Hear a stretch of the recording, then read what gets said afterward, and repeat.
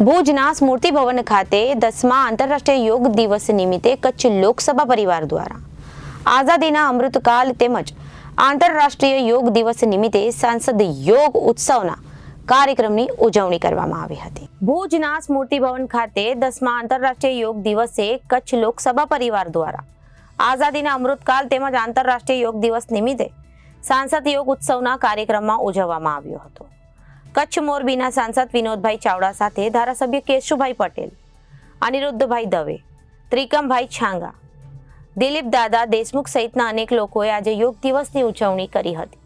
કચ્છના યોગ કોર્ડિનેટર દ્વારા લોકોને યોગ કરવામાં આવ્યા હતા, ત્યારે લોકો યોગમય થાય અને ઉત્સવ માણ્યો હતો। આજે વિશ્વ યોગ દિવસ છે। હું સૌને હૃદયપૂર્વકની શુભકામના શુભેચ્છા પાઠવું છું। આજે સમગ્ર વિશ્વ અને દેશભરમાં આજે આપણે યોગ કર્યો છે। આજે કચ્છની અંદર પણ સવારના ભાગે આજે જિલ્લા કક્ષાનો યોગ ઉત્સવનો આયોજન સ્મૃતિવનની અંદર થયું હતું અને આખા કચ્છની અંદર અલગ અલગ જગ્યાએ યોગ ઉત્સવનું આયોજન કરવામાં આવ્યું હતું।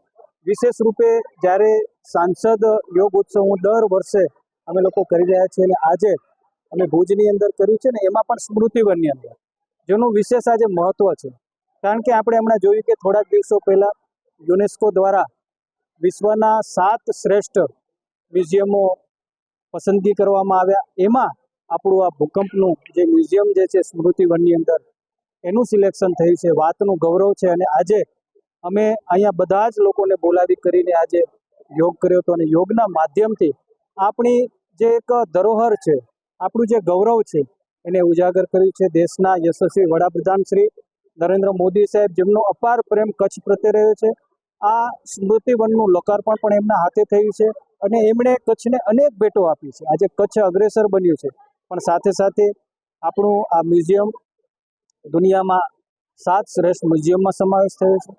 ધોળાવીરા હોય એ વર્લ્ડ હેરિટેજ સાઇટ આજે જાહેર થઈ હોય, ધોરડો છે કે દુનિયાનું શ્રેષ્ઠ વિલેજ જાહેર થયું, આ બધું ગૌરવ છે અને જેના કારણે આજે ટુરિઝમ કચ્છની અંદર આજે વધ્યું છે। એનો શ્રેય પણ આપણા દેશના વડાપ્રધાન શ્રી મોદી સાહેબને આપણે આપીએ છીએ। આજે યોગ દિવસની ઉજવણી અમે અહીંયા કરી છે। હું સૌને હૃદયપૂર્વકના ઘણા અભિનંદન। મારું નામ હિતેશ કપૂર અને હું ગુજરાત રાજ્ય યોગ બોર્ડમાં જિલ્લા કોર્ડિનેટર તરીકે કાર્યરત છું। મારે પશ્ચિમ કચ્છના તમામ જિલ્લામાં યોગનો પ્રચાર પ્રસાર થાય અને સરકારશ્રી સાથે સંકલન કરી અને પ્રજા સુધી કાર્ય લઈ જવાનું આ મારું દાયિત્વ છે। આજે 10મા આંતરરાષ્ટ્રીય યોગ દિવસ નિમિત્તે સમગ્ર વિશ્વમાં યોગ તો થયા છે અને જાણે જાગૃતિ આવી હોય એવો અનુભવ થયો। ભુજમાં સ્મૃતિવન ખાતે 2 કાર્યક્રમ થયા છે, સવારે સરકારશ્રીનો અને સાંજે સાંસદ યોગોત્સવ। તો મારે બધાને એવું કહેવાનું છે કે ખાલી એક દિવસ પૂરતો 21 જૂન પૂરતો સીમિત ના રહે, એ 365 દિવસ આપણામાં વણાઈ જાય, કારણ કે યોગ કરવાથી ખાલી શરીર નહીં, આપણું મન શરીર સંપૂર્ણ તંદુરસ્ત રહીએ છે, સર્વાંગી વિકાસ થાય છે। તો શા માટે આપણે યોગને 365 દિવસ આપણા જીવનમાં સ્થાન ના આપીએ?